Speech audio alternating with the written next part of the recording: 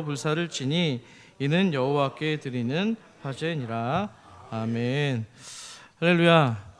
날씨가 굉장히 많이 풀렸습니다. 오늘 오후에는 20도까지 올라간다고 하는데요. 우리 옆 사람에게 한번 이렇게 인사하면 좋겠습니다. 예수로 말미암아 따라볼까? 예수로 말미암아 삶이 풀리시기를 소망합니다. 네, 이렇게 다시 한번 인사하겠습니다. 시작. 예수로 말미암아 삶이 풀리시기를. 네, 앞에서 인사 만들어내는 것도 쉽지 않습니다, 여러분. 네. 어제 결혼식이 있었습니다. 고주 전도사님께서 결혼을 하셨는데요. 사랑하는 연인이 교제를 하기 시작합니다. 2년 동안 했다고 합니다. 그리고 어제 결혼에 골인을 했는데요. 이제 결혼을 해서 살다 보면은 교제할 때 몰랐었던 사소한 습관이나 단점들이 보이기 시작합니다. 뭐 예를 들면 이런 거죠. 치약을 아래서부터 짜는 사람이 있고 중간부터 누르는 사람도 있습니다. 또 변기 뚜껑 좀 제발 좀 내리란 말이야. 양말 좀 빨래통에 넣어달라는데 그게 그렇게 어려워? 좀 씻으라고 더러워 죽겠어. 뭐 이런 얘기들. 저랑은 되게 상관이 없는 얘기인데도 뭔가 이렇게 익숙한 이야기입니다. 웃자고 한영희 권사님이 지금 안 계시죠? 알겠습니다. 웃자고 말씀을 드렸는데요. 여기서도 좋은 교훈이 있습니다. 사랑은 상대방이 좋아하는 것을 찾고 또 실행하는 것도 중요하지만 반면에 싫어하는 것을 하지 않는 관심과 노력도 중요하다고 생각합니다. 맞습니까? 그 말은 결국에 상대방을 어떻게 내가 사랑해 줄 것인가에 대한 이야기이기도 한데요. 지난주부터 살펴보고 있는 우리 레위기, 구약성경 레위기는요, 바로 구원받은 성도가 하나님을 어떻게 믿을 것인가, 또 어떻게 사랑할 것인가, 이거에 대해서 사람이 가르쳐 준 게 아니고요, 친히 하나님께서 가르쳐 주신 일명 사랑학 개론입니다. 맞으십니까? 여기에 저는 레위기에 부제목을 좀 붙이고 싶다는 욕심이 있습니다. 저는 늘 신혼처럼 이 레위기라고 말씀을 드리고 싶은데요. 그래서 우리는 지난 시간 구약의 5대 제사 가운데서 번제를 통해서 가장 먼저 하나님을 어떻게 사랑할 것인지에 대해서 배웠습니다. 어떻게 사랑해야 된다고 혹시 기억이 나시나요? 하나님을 어떻게 사랑하라고요? 하나님을 그렇죠, 전부로 사랑하는 겁니다. 아멘이시죠? 왜 사랑하는데 전부로 사랑하는 거예요? 어제 지난번에 이갑수 장로님 말씀드렸지만 사랑은 나누는 게 아니고요, 전부로 올인해서 반응하기 때문입니다. 그런 은혜가 있기를 소망합니다. 오늘은 지난 시간 번제 말씀에 이어서요, 두 번째 제사인 소제를 살펴보려고 합니다. 늘 신혼처럼 2탄이 되겠는데요. 두 번째 제사인 이 소제는요, 앞서 드렸던 번제랑 다른 점이, 가장 큰 차이점이 있습니다. 어떤 점에서 차이점이 있을까요? 바로 드리는 예물, 그렇죠? 제물의 차이가 있습니다. 번제가 뭘로 드렸습니까? 집에서 기른 가축, 그렇죠? 짐승으로 드린 반면에 소제는, 오늘 드리는 소제는 곡식으로 드리는 제사입니다. 그러니까 방법에 있어서도 밀이나 보리와 같이 곡물을 곱게 갈아가지고 빻아가지고 생짜죠, 가루로 이렇게 제사를 드리거나 아니면 그 가루들을 이제 조리해서, 요리해서 다양한 방법으로 드리는 제사가 바로 소제입니다. 자, 익숙한 우리 본문 아시겠지만 지난 시간에도 제가 잠깐 소개를 해드렸는데 창세기 4장에 보면은 번제와 소제가 모두가 등장하는 장면이 있습니다. 바로 가인과 아벨이 제사를 드리는 장면인데요. 가인은 땅의 소산으로 제사를 드렸기 때문에 어떤 제사에 가깝습니까? 소제에 가까운 거고요. 아벨은 양을 잡아서 드렸기 때문에 뭐에 가깝습니까? 번제에 가까운 제사입니다. 자, 근데 알다시피 하나님께서는 가인의 제사는 받지 않으시고요, 아벨의 제사만 받으셨습니다. 가인의 제사를 받지 않은 이유로 많은 학자들이나 목사님들께서 짐승의 피로 드리지 않았기 때문이야, 이렇게 강하게 주장하시는 분들도 계시는데요. 일면 그 부분도 맞다고 생각합니다. 하지만 우리가 구약의 5대 제사 가운데 이렇게 당당하게 곡식 제사인 소제가 포함되어 있는 것을 좀 고려해 본다면 왠지 그것만으로 이유가 충분해 보이지 않습니다. 자, 그러면 왜 가인의 제사는 받지 않으셨을까요? 오늘 그가 드렸던 이 소제를 통해서 그 실마리를 좀 찾아보는 재미도 있으면 좋겠습니다. 자, 소제는요, 히브리어로 민하라고 합니다. 한번 따라해 볼까요? 민하. 이름 이쁘지 않습니까? 제가 원래 저희 딸 이름이 의윤인데 의윤 이름 짓기 전에 성경적인 이름이 뭐가 좋을까, 또 딴애는 목사니까 한미나라고 지으면 어떨까 이런 생각을 해봤는데 반응이 별로 없더라고요. 그래서 소재는 미나인데, 그럼 지난 시간 기억을 더듬어 보신다면 번제는 뭐라고 했는지 기억이 나십니까? 올라? 장로님이 아까 나오시는데 인사를 올라 하시더라고요. 네, 꼭 기억을 하세요. 향이 기도로 이제 제물이 연기가 올라간다 해서 올라라고 여러분들 보시면 되겠습니다. 자, 이 소재에 해당하는 말 미나라고 방금 말씀을 드렸는데요. 원래 뜻이 뭐냐면은 미나는 선물 또는 곡물이라는 뜻이 있습니다. 미나의 뜻이 선물과 곡물인데요. 곡물은 윗사람이나 고대 왕에게 바치는 값진 물건을 의미했습니다. 그래서 성경에서 제가 이제 이 미나라는 단어가 어떤 용례 가운데 사용이 되었는지를 좀 추적을 해봤는데요. 먼저 여러분 알고 계시는 이 아브라함의 또 그 손자죠. 이삭의 아들이었던 야곱이 있습니다. 야곱이 외삼촌 라반의 집에서 20년 동안 뼈 빠지게 이제 일을 하다가 고향으로 돌아가는데요. 그때 누구와 마주치게 될까요? 야곱의 형이었던 에서와 마주치게 됩니다. 이때 야곱이 도둑이 제 발이 저리다고 형의 장자권을 속여가지고 뺏어가지고 도망갔었기 때문에 굉장히 자기를 형이 해치지 않을까 두려웠을 겁니다. 그래서 형의 마음을 좀 누그러뜨리기 위해서 뭘 보내는 거예요? 선물을 보내는 겁니다. 그 장면이 바로 창세기 33장 11절 말씀에 나와 있는데요. 우리 같이 한번 읽어보겠습니다. 시작. 하나님이 내게 은혜를 베푸셨고 내 소유도 조카오니 청하건대 내가 형님께 드리는 예물을 받으소서 하고 그에게 강권함에 받으니라. 아멘. 형님한테 뭘 드렸다고요? 예물을 드렸습니다. 이 예물로 쓰인 단어가 바로 민하입니다. 자, 두 번째로 또 한 가지는요. 열왕기상 4장에 보시면은 솔로몬이 왕이 되었죠. 하나님 복을 주시고요. 어마어마한 재물과 또 불을 허락해 주셨는데 강대국이 된 겁니다. 어느 나라가 강대국이 되면 주변에 있는 인접한 국가들이 어떤 행동을 하게 될까요? 친하게 지내자, 우리 건들지 마라, 이런 의미로 뭘 보냅니까? 조공을 보내는 장면이 나옵니다. 자, 그 장면이 열왕기상 4장 21절에 나와 있는데요. 여러분이 한 목소리로 크게 읽어주십시오. 시작.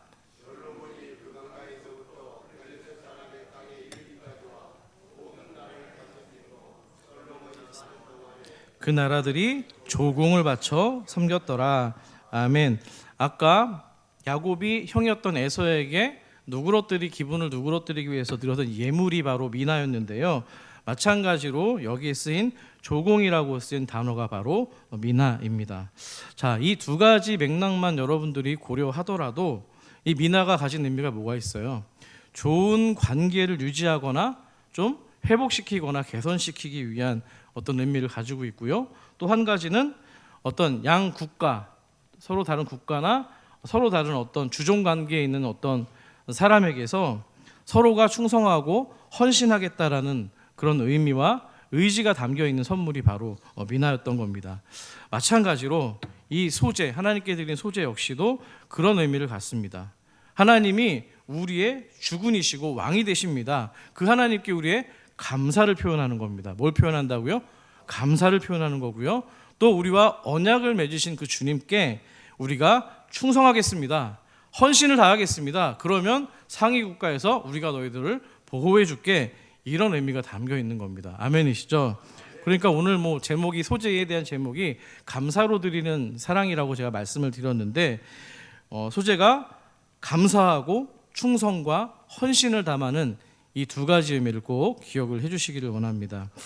자, 그래서 구약 성경 가운데 실제로 이 소재를 주로 언제 드리고 또 하나님 명령하셨는지 좀 살펴봤는데요. 많이 있지만 대략 한 3가지 정도만 기술해서 말씀을 드리면, 가장 먼저 이제 제가 이 장면도 나중에 한번 말씀을 전할 것 같은데요. 제사장을 임명할 때입니다. 아론이죠, 아론.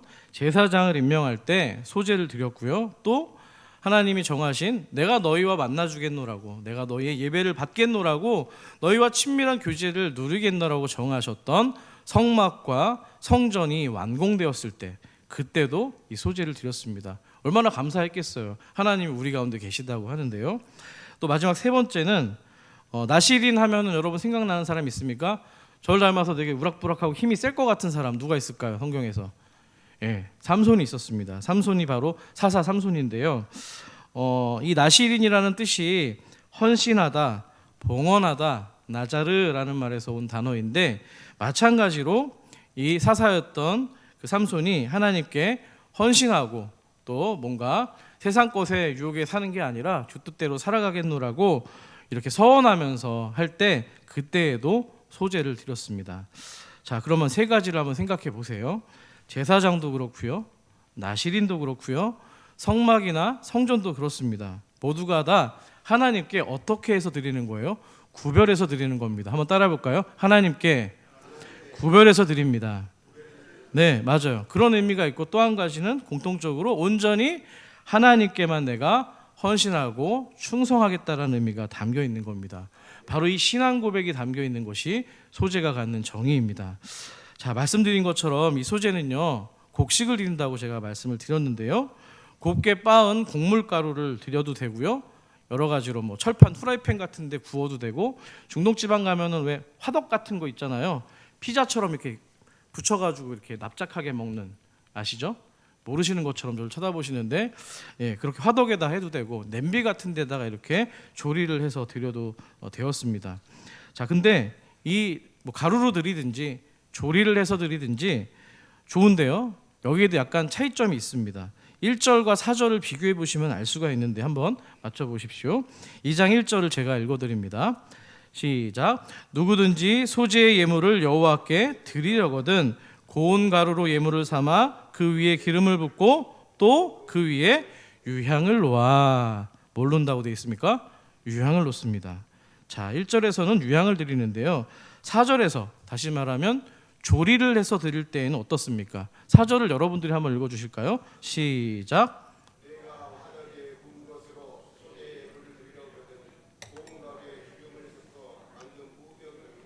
기름을 바른 무교. 아멘. 자, 여기에 1절과 4절에 차이점이 있다면 뭐가 빠져 있죠? 유향이 빠져 있는 겁니다. 그렇죠? 유향이 당시 고대 사회에서 구하기가 쉬웠을까요? 어려웠을까요? 네, 무역을 통해서 저기 사우디아라비아 이쪽 반도에 가서 구해야 되는 어떤 약재였습니다. 가격이 만만치가 않았는데요, 그 말은 다시 말해서 유향을 드리기 어려운 형편의 사람들이 있잖아요. 그럼 그 사람들은 첫 번째 1절의 경우로 주로 제사를 드렸을까요? 아니면 4절에 나와 있는 것처럼 제사를 드렸을까요? 당연히 그렇죠. 4절에 나와 있는 것처럼 했을 겁니다. 화덕에 굽거나 후라이팬에 붙이거나 아니면 또 냄비에 삶거나 튀겨가지고 하나님께 드렸을 겁니다. 자, 여기서도 번제와 좀 공통된 코드가 있죠. 번제를 드릴 때도 제물의 종류가 다양하다고 말씀을 드렸습니다. 그죠? 기억나시죠? 부유한 사람은 소나 양을 드려도 되고 염소를 드려도 되고, 좀 어려우신 분들은 양 아래에 비둘기를 이렇게 드려도 된다고 말씀드렸는데요, 마찬가지로 번제를 드릴 때에도 유향을 구하기가 어려운 경우에는 이렇게 유향이 없이 다양한 조리법으로 드릴 수 있다는 겁니다. 이렇게 생각할 수도 있죠. 우리에게 다양한 은사들이 있습니다. 하나님께 감사를 표현하고 싶고 헌신을 할 수 있는 표현이 있잖아요. 누군가는 찬양을 잘하기도 하고, 누군가는 주차 봉사를 하기 잘하시는 분들 있고, 어떤 분들은 제일 제가 부러워하는 분들인데 얼굴만 봐도 그냥 기분이 좋은 분들이 있으세요. 주로 안내팀에 계시는 분들이 그런 성도님들인데요, 그렇게 자기에게 주신 것들을 감사하게 하나님께 올려드리는 겁니다. 그게 소제가 가지고 있는 맥락이라고 생각합니다. 자, 그렇게 아까 유향에 대해서 말씀을 드렸는데요, 우리가 소제를 통해서 유향까지 함께 드린다고 하더라도 기본적으로 이 소제는 번제에 비해서 가격적인 측면, 좀 비용적인 측면에서도 훨씬 더 부담이 덜한 제사입니다. 제가 오늘 이따가 예배 끝나고 나가실 때 뭐 하나 간단한 어떤 체험과 뭐 어떤 퍼포먼스라고 할 수도 있는데요, 유향을 제가 여러분들 이렇게 몇 개 여기 컵에다가 드릴 거예요. 가져가셔서 이 유향이라는 게 그 뼈의 염증을 제거하는 데 굉장히 효능이 좋다고 합니다. 그래서 유향에 있는 나무의 그 진액을 말려 가지고 고체로 굳힌 거를 이 보스웰리아라고 하는데요, 바로 보스웰리아입니다. 여러분들께서 제가 가실 때 어떤 걸 체험해 보라고 말씀드리는 거냐면, 집에 가셔서 한번 불에 두고 태워 보세요. 이렇게 한번 불에 놓으면 잘 녹거든요. 그럼 냄새가 올라옵니다. 그러면 당시에 이제 이 소제를 드릴 때, 곡식 드릴 때 어떤 냄새로 이스라엘 사람들이 예배를 드렸는지를 한번 체험해 보시라고 제가 몇 가닥씩 이렇게 드렸습니다. 또 뭐 먹어보고 싶다 말씀을 하시면 이렇게 가셔가지고요, 이렇게 고체 형태로 되어 있는데 잘 갈립니다. 가셔서 뭐 요거트나 중독 사람들이 요거트 많이 먹잖아요. 아니면은 샐러드 같은 데 이렇게 뿌려서 드셔도 좋겠습니다. 네, 한번 인터넷이나 여기 참조해 보시면은 많이 나와 있으니까요. 한번 해보시고요. 자, 보통의 이 소재 드릴 때 곡물 가루가 어느 정도의 양이냐면 10분의 1 에바라고 합니다. 한번 따라볼까요? 10분의 1 에바. 네, 유대인들이 쓰는 도량형의 어떤 기준인데요. 대략 2.2리터 정도의 어떤 양입니다. 여기서 뭐 좀 하나 여쭤볼까요?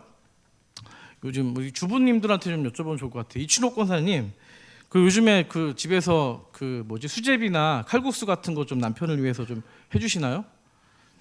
자, 가게를 혹시 가보시면 마트를 가보시면 요즘에 중력분 밀가루 중력분 한 2.5kg 정도면 얼마 정도 할까요? 네, 알고 계시는데 안 알려 주시려고 하네요. 요즘에는 제가 알아보니까 1만 원 정도 한다고 합니다. 근데 얼마 전에 이제 코로나 이전으로 좀 돌아가면은 대략 3,500원에서 많으면 4,000원 정도 했다고 합니다. 그러니까 당시에 이 가격이 비둘기 한 마리보다 적은 금액이었다고 하는 거예요. 이렇게 얘기하니까 제가 굉장히 가사에 도움을 많이 주는 남편으로 제가 좀 인식이 된 것 같은데요. 자, 그래서 얼마나 이 소재에 대해서 이 유대인들이 가진 어떤 인식이 있었냐면 랍비들이죠. 이제 성경을 잘 가르친 랍비들이 이 소재가 짐승을 드릴 수 없는 가난한 사람들의 번제와도 같다, 이렇게 이야기할 정도였습니다. 자, 소재가 번제와 다른 또 다른 큰 차이점이 하나 있습니다. 지난번에 번제를 하나님께 올려드릴 때 전부 다 태워드린다고 했었잖아요. 그 가운데서 한 가지만 빼놓고 다 드린다고 했습니다. 그게 뭐였던 걸 기억하시나요? 뭘 빼놓고 드린다고 했죠? 그렇죠. 가죽은 누구한테 준다고 했어요? 제사장한테 준다고 말씀드렸습니다. 마찬가지로 번제는 짐승의 제물을 전부 태워서 드리고 가죽만 제사장에게 드렸는데요. 이 소제는 다 태우는 게 아니고요. 드린 제물의 일부만 하나님께 드린다는 점입니다. 본문 2절을 보시면은 확인해 보실 수가 있는데요. 자, 2절 하반절을 우리 같이 한번 읽겠습니다. 시작. 제사장은 그 고운 가루 한 움큼과 기름과 모든 유향을 가져다가 기념물로 제단 위에서 불사를 지니. 아멘. 자, 고운 가루를 드렸는데요. 얼마만큼을 하나님께 드린다고 되어 있죠? 한 움큼을 드린다라고 되어 있습니다. 그 나머지 몫은 누구 것이 될까요? 제사장 것이 되는 겁니다. 가죽과 마찬가지로요. 자, 그렇다면은 이 나머지 곡물에 대한 소유권이 왜 제사장에게 돌아가는 것일까요? 제가 자주 좀 말씀드렸습니다만 제사장은 뭐가 없어요?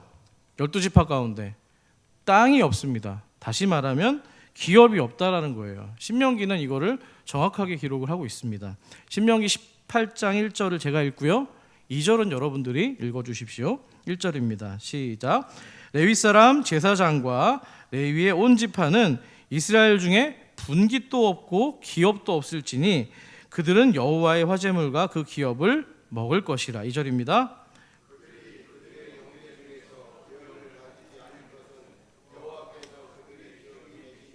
아멘.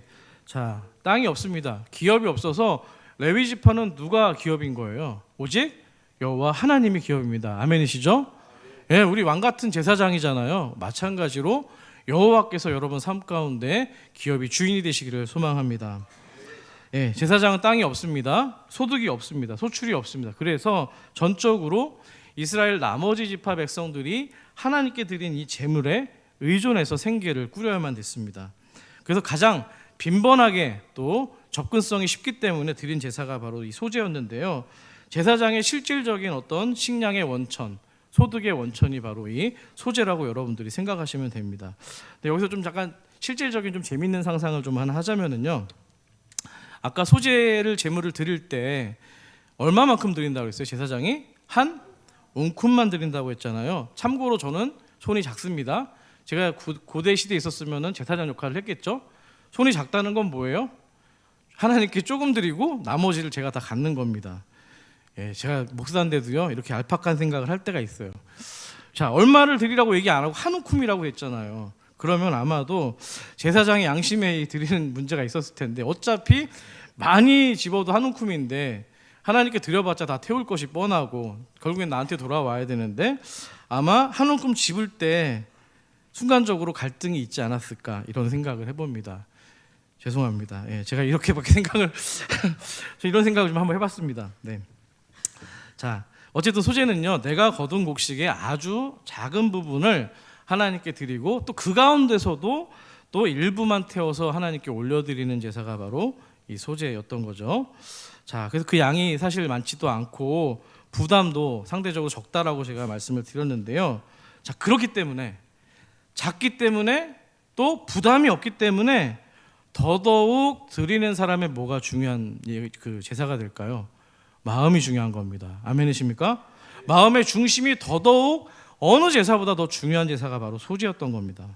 적은 양 내가 부담 없이 드렸는데 과연 내가 여기에 얼마만큼 하나님을 생각하는 마음이 반영되어 있는가?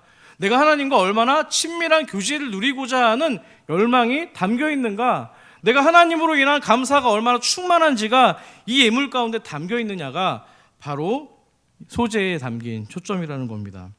자, 그래서 오늘 본문에 보시면은요, 하나님은 이 소제에 사용된 곡식가루에 대해서 특별한 이름을 붙여서 구별해 주십니다. 자, 우선 하나님께 드려진 한 움큼 외에 나머지 제사장이 갖는 그 제물에 대해서 뭐라고 하셨냐면 10절 말씀을 같이 한번 읽어보겠습니다. 3절과 10절이 똑같은 말씀인데요, 10절 말씀을 같이 읽습니다. 시작. 소제물에 남은 것은 아론과 그의 아들들에게 돌릴지니 이는 여호와의 화제물 중에 지극히 거룩한 것이니라. 아멘.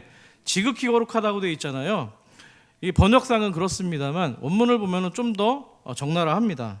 여기 이제 거룩하다라는 말이 히브리 말로 카도시 뭐 아니면 코데시 이렇게 얘기를 하는데 같은 단어가 연거푸 나와 있어요. 코데시, 카도심이라는 단어가 연거푸 나와 있는데요. 거룩하다, 거룩하다. 그래서 지극히 거룩한 겁니다.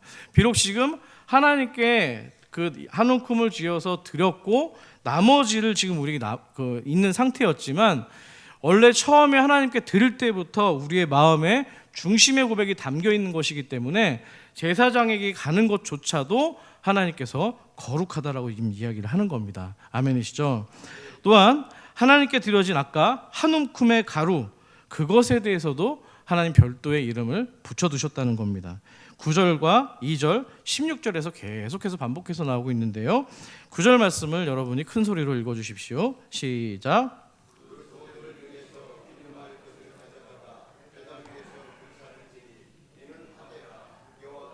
향기로운 냄새니라. 아멘. 아무래도 구약의 제사이다 보니까는 제가 히브리 말을 좀 많이 씁니다만 이 기념물이라고 하는 단어를 아즈카라라고 합니다. 한번 따라해볼까요? 아즈카라. 예, 자카르, 기억하다에서 나온 이 말인데요, 정말 명사형인데요. 자, 우리가 어떤 물건을 선물할 때, 어떤 대상을 누구에게 줄 때 그걸 받는 사람은 어떻습니까? 예를 들어서 제가 누군가에게, 우리 장로님에게 제가 이 컵을 받았다 칩시다. 그러면 제가 이걸 보면서 선물로 받았어요. 누구를 생각할까요? 네, 장로님을 생각할 겁니다. 자, 그러니까 물건을 선물할 때 받는 사람은 그것을 주는 사람이 생각이 나는 거예요. 또 때로는 주는 상황이 생각이 나기도 하고요, 주는 사람의 얼굴 표정이나 어떤 말 표현이라든가 또 어쩌면 냄새까지도 우리는 기억할 수 있다라는 겁니다. 그러니까 이 소제를 우리가 하나님께 드렸을 때 주님은 어떻게 받으실까요? 이런 거죠. 기념물이라고 말씀했잖아요. 그래, 죄송합니다, 갑수야, 내가 너를 기억해 줄게. 너가 주는 선물을 내가 기억할게. 너는 나에게 선물 같은 존재란다. 너는 나에게 기억에 남는 존재야. 이렇게 받으시는 겁니다. 할렐루야. 우리가 드리는 모든 헌신, 예배, 전도, 우리 하나님 앞에서 하는 모든 우리의 움직임 가운데에 정말 하나님이 이렇게 기념하는 은혜가 있기를 축복합니다. 정리합니다. 소제는요, 하나님이 기억하시는 기념물이기도 하고요, 또 작지만 또 되게 보잘것없어 보이는 곡물이지만 지극히 거룩한 것으로 구성되는 하나님이 정하신 제사였다는 겁니다. 할렐루야. 사랑하는 우리 주님의 교회 산서울 여러분, 사실 우리가 하나님께 드리는 모든 것이 소제와 같이 극히 작은 한 부분일 겁니다. 재정도 그렇고요, 시간도 그렇고, 물질도 그렇고, 능력도 그렇고요, 우리의 일부분을 드리는 겁니다. 하지만 그 일부분을 드리는 것 안에 우리가 가진 전부를 담아 고백하는 내용이 담겨 있는 거예요. 아멘이십니까? 이거 아멘 하셔야지 됩니다.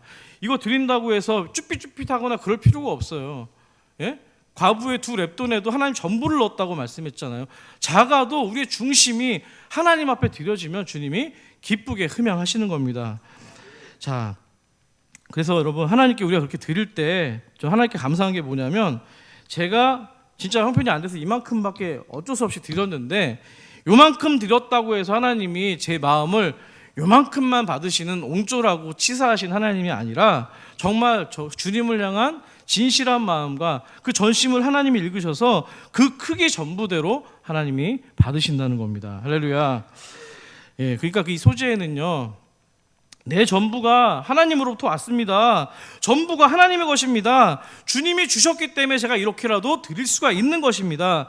감사합니다. 그래서 주님, 제가 이 드리지 못한 나머지 부분에 있는 것에서 있어서도 내가 주권으로 내 마음대로 하는 것이 아니라 하나님의 뜻대로 제가 이 재정들을 감당하고 시간을 감당하겠습니다. 나에게 주신 달란트와 은사들을 하나님의 뜻대로 사랑하는 인생이 되겠습니다. 이 고백이 담겨 있는 것이 바로 소재입니다. 그래서 여러분, 소재는요, 하나님께 다 여러 지금 5대 제사 가운데서도 특별히 하나님과의 친밀한 관계가 전제가 되는 어떤 제사인 거예요. 지난주에 번제에 대해서 제가 가장 먼저 말씀드렸는데요. 번제는 이런 맥락도 있어요. 하나님과 우리 안에 있는 이 가로막혀 있던 죄로 인해서 하나님이 진노하신 거예요. 정확히 말씀드리면 죄를 치료하시잖아요. 진노하셨는데 그거를 제물을 드림으로써 그 제물에 내가 안수를 하고 그 피로 얻은 내 생명을 얻음으로써 하나님의 그 진노를 누그러뜨리고 뭔가 관계가 회복이 된 겁니다. 그러면 관계가 회복이 됐어요. 그 다음 작업은 뭐예요? 더욱더 거리를 좁히는 단계로 나가야죠. 이게 뭐예요? 친밀함을 회복하는 거예요. 아멘이십니까? 우리 예배가 이랬으면 좋겠습니다. 그저 죄를 용서하시는 구원의 하나님으로만 끝나는 게 아니고요, 주님을 더욱더 간절히 만나기를 원합니다. 아까 우리 임목래 집사님 기도해 주셨는데 뭐예요? 우리가 날마다 우리 교회에서 하는 기도 제목 가운데 있죠. 다윗이 누렸던 하나님과의 친밀함에 대한 얘기를 하잖아요. 다윗은 예배 드리는 것 안에서도 하나님을 더욱더 친밀하게 누리는 데까지 나아갔던 인물입니다. 우리에게 다윗보다 더 친밀한 하나님의 은혜가 있기를 간절히 소망합니다. 그래서 여러분, 이거는요, 우리가 친밀함은 어떨 때 나타나냐면 호칭, 이름을 부르거나 누군가를 부를 때 가까워짐을, 우리 정도를 느낄 수가 있거든요. 한번 물어보세요, 여러분. 제가 저기 계신 우리 현영 군한테 현영아, 너 정말 잘생겼다 이렇게 얘기하는 거고요. 잘 몰라요? 저기 있는 저 청년 그가 잘생긴 것 같은데요. 자, 이거랑 너가 잘생겼다랑 그가 잘생겼던 거랑 어떤 게 더 가까워요?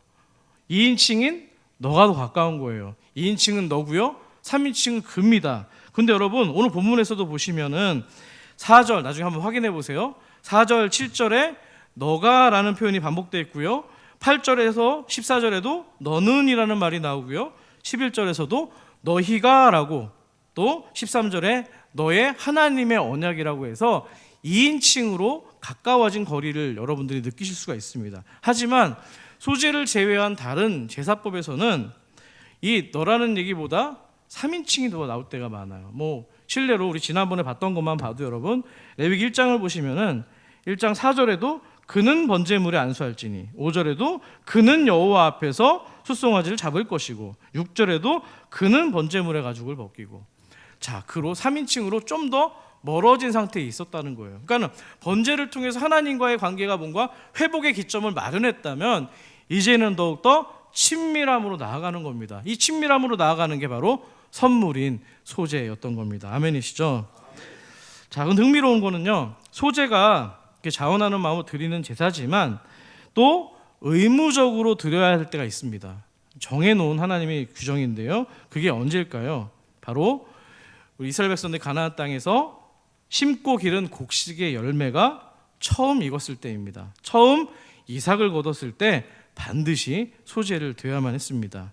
자, 12절 말씀을 여러분들이 한번 읽어주시면 좋겠습니다. 시작.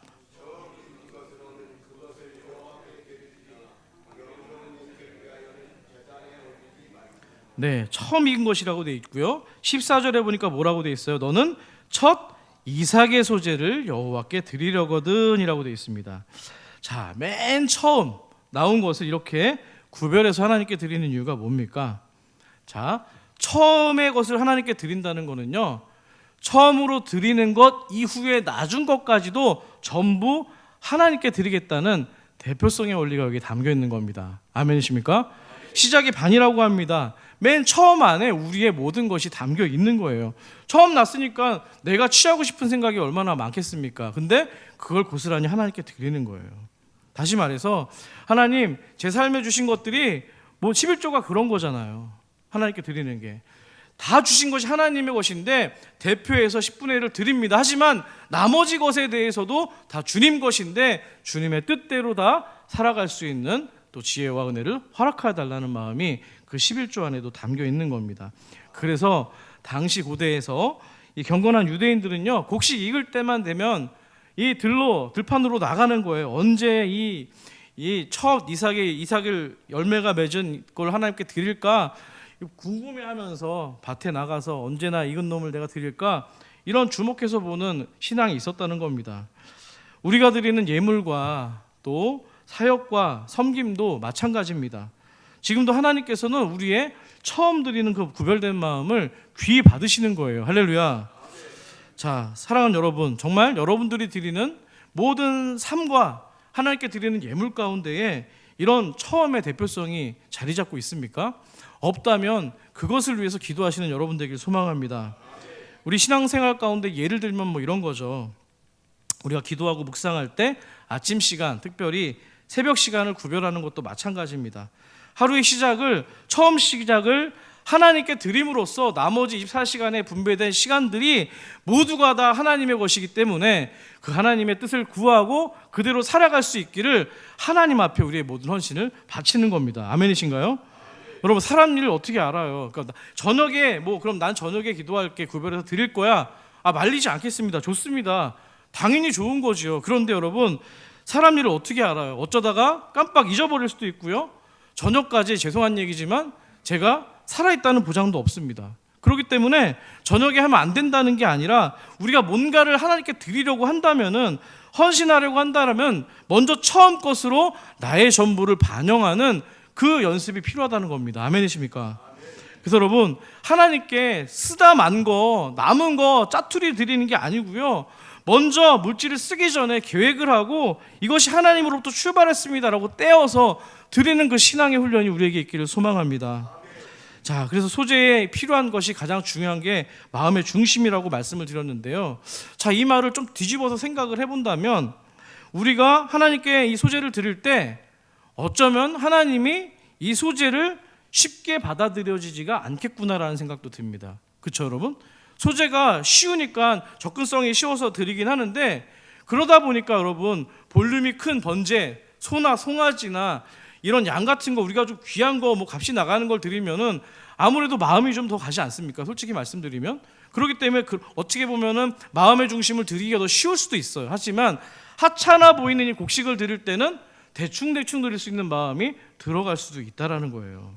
자, 저는 여기서 아까 제가 처음에 도입 부분에 말씀드렸던 가인의 제사가 하나님께 받아들여지지 않은 그 이유를 좀 합리적으로 미루어 짐작해 볼 수 있다고 생각합니다. 자, 여러분 잘 알고 계시는 히브리서 11장 4절 말씀 같이 한번 읽겠습니다. 시작. 믿음으로 아벨은 가인보다 더 나은 제사를 하나님께 드림으로 의로운 자라 하시는 증거를 얻었으니 하나님이 그 예물에 대하여 증언하심이라 라고 되어 있습니다.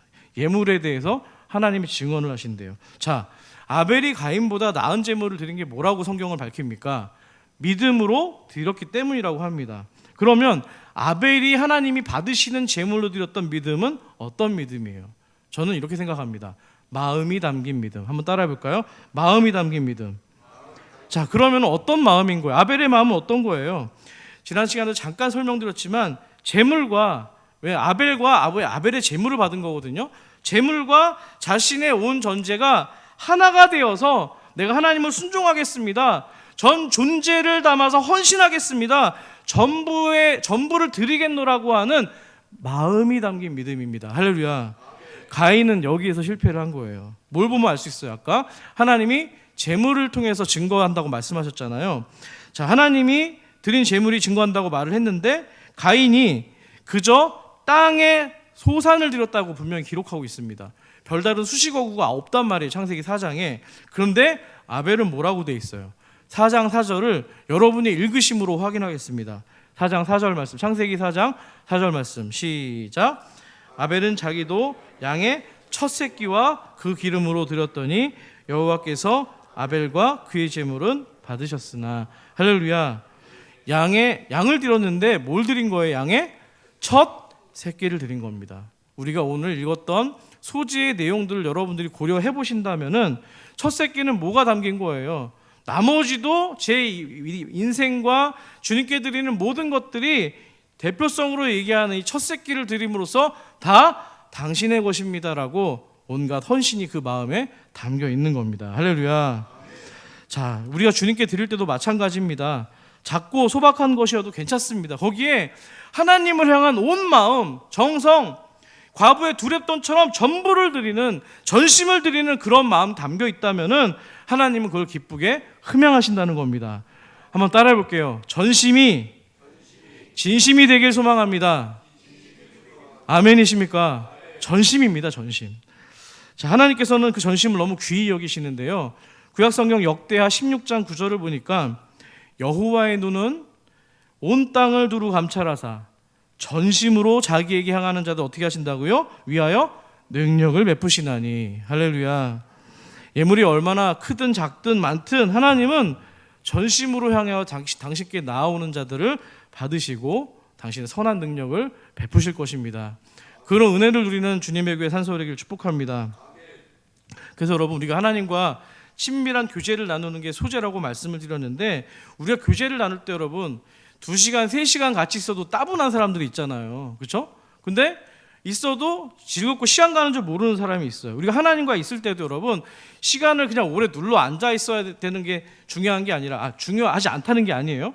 기도 시간도 오래 하는 것도 되게 중요합니다. 하지만 특별히 하나님과 퀄리티가 높아야 된다는 거예요. 교제를 나누더라도 하나님께 집중하면서 전심으로 다가가는 그 교제 가운데서 하나님이 우리의 삶을 기쁘게 이끌어 가실 줄 믿습니다. 그래서 여러분, 주님께서 기도하실 때 우리에게 기도에 대해서 교훈을 주실 때 어떻게 하지 말라고 그래요? 바리새인들처럼 중언 부언하지 말라고 이야기를 합니다. 적은 시간이라도 하나님과 교제할 때 정말 친밀한 마음, 중심에 있는 말들로만 교제를 하라는 얘기예요. 바리새인들이 잘하는 게 뭐예요? 큰 거리에 나가서 자기 기도하는 거 의시되면서 이렇게 얘기하잖아요. 오랜 시간 기도하는 거 좋아하잖아요. 오래 기도하지 말라는 게 아니고요. 그 기도를 받는 대상이 누구냐는 거예요. 중심이 자기 자신이잖아요.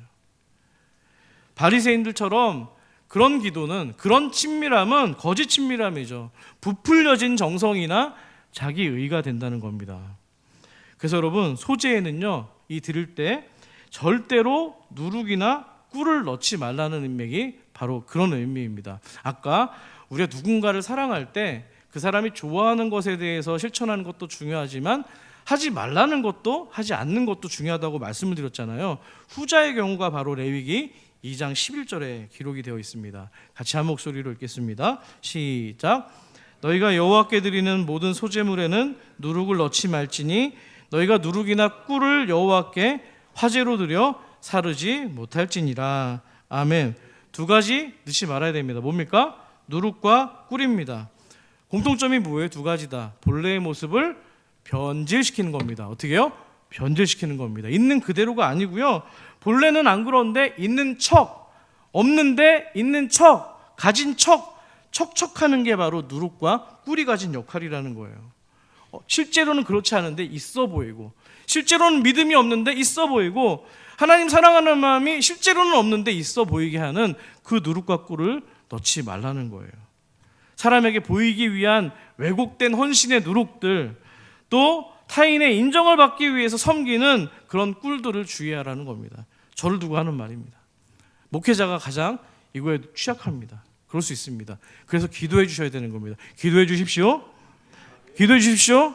네, 하나님께서는요, 오직 있는 그대로의 모습, 그 중심을 보시겠다고 지금 선언하는 거예요. 너 별로 경건하지 않잖아, 별로 없잖아, 그냥 있는 모습 그대로 나와. 부풀리거나 과장하지 않고 있는 모습 그대로, 없으면 없는 그대로 나와. 내가 다 받아줄게. 그것이 바로 아버지 하나님인 줄 믿습니다. 여러분 잘 알고 계시는 돌아온 탕자 아시죠? 둘째 아들이 집으로 돌아왔습니다. 아버지가 뭘 해요? 제일 먼저 뭘 합니까? 옷을 입혀주잖아요. 기억나세요? 그때 여러분, 야, 너 돼지우리 치다 왔으니까 좀 씻고 좀 와라 하고 씻은 다음에 입혀주던가요? 아닙니다. 누더기 차림으로 그대로 왔는데 거기에 아들의 신분을 입혀주는 거예요. 할렐루야. 있는 모습 그대로 하나님께 나아가는 은혜가 있길 소망합니다. 그리고 소재를 드릴 때 한 가지 꼭 기억해야 되는 게 있습니다. 넣지 말아야 되는 것도 있지만 적극적으로 넣어야 되는 게 뭐예요? 반드시 포함되어야 되는 물질이 있는데요. 바로 소금입니다. 소금은 아까 말씀드린 누룩과 꿀의 역할의 반대편에 있는 거죠. 뭐예요? 있는 거를 유지시켜주는 거잖아요. 기능을 유지시켜주는 기능이 있잖아요. 자, 소금만 있으면 뭐든 잘 변하지가 않는 겁니다. 그래서 여러분 대체 예로부터 소금은 성경도 그렇고 고대 근동 지방에서도 그렇고요, 언약의 징표로 사용되었습니다. 그 언약 앞에서 내가 충성하겠노라고, 서로 헌신하겠노라고 할 때 이 소금으로 언약을 했는데요, 언약을 맺는 양쪽 당사자가 그 자리에서 서로 소금을 먹는 거예요. 소재도 그렇습니다. 우리가 하나님의 주인 되심을 인정하는 거예요. 우리가 하나님과 맺은 언약에 순종해서 영원히 변치 않는 마음을 가지고 살아갈 것입니다. 맹세하는 겁니다. 고백하는 겁니다. 할렐루야. 자, 물론 이 말을 또 뒤집어 보면은 우리가 소금을 넣어야 된다라는 얘기, 우리의 소재 가운데 소금을 넣어야 된다는 얘기는 그러기에 쉽지 않다는 거죠. 우리는 변질되기 쉽기 때문입니다. 믿으십니까? 그래서 소금을 넣어서 영원한 언약을 맺자라고 말씀을 하시는 겁니다. 저 마지막으로 오늘 저는 민수기 18장 9절 19절 말씀으로 말씀을 가름하려고 합니다. 18장 9절 말씀을 여러분들이 읽어주시고요, 19절을 제가 읽도록 하겠습니다. 시작.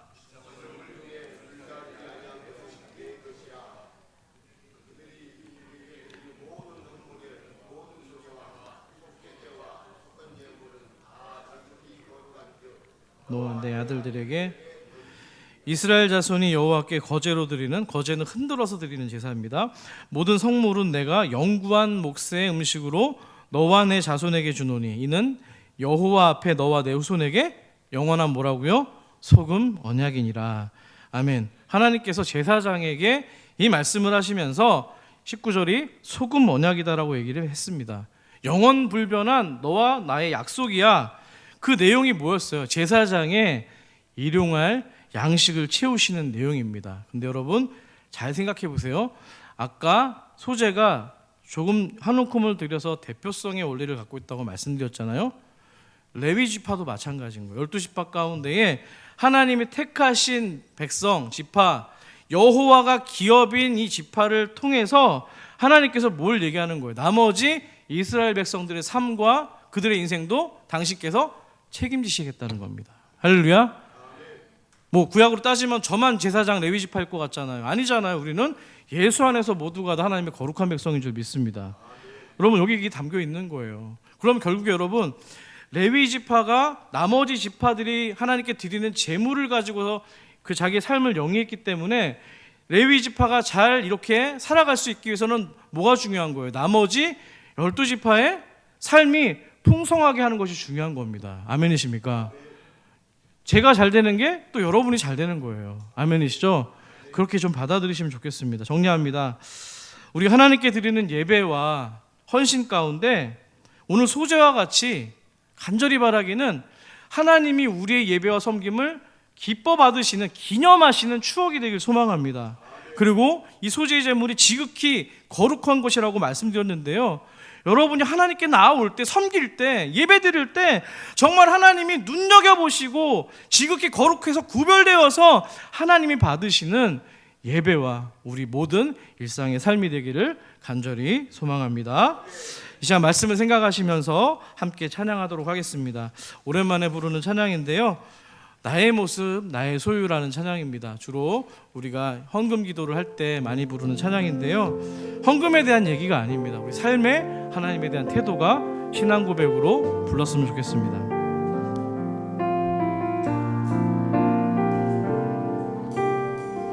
나의 모습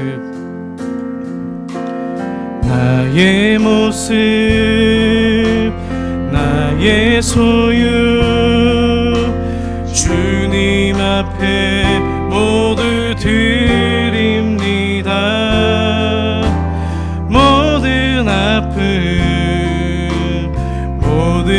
기쁨 내 모든 눈물 받아주소서.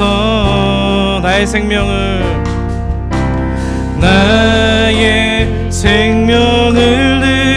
드리니 주 영광 위하여 사용하옵소서. 내가 사는 날 동안에 주를 찬양하며 기쁨의 제물 되리. 나를 받아주소서. 나를 받아주소. 2절입니다. 어제 일과 내일 일도 어제 일과 내일 일도 꿈과 희망 모두 드립니다. 모든 소망 모든 계획 내 손과 마음 받아주소서. 나의 생명을 드리니 주 영광 위하여 사용하옵소서. 내가 사는 날 동안에 주를 찬양하며 기쁨의 제물 되리. 나를 받아주소서. 나를 받아주소서. 나를 받아주소서.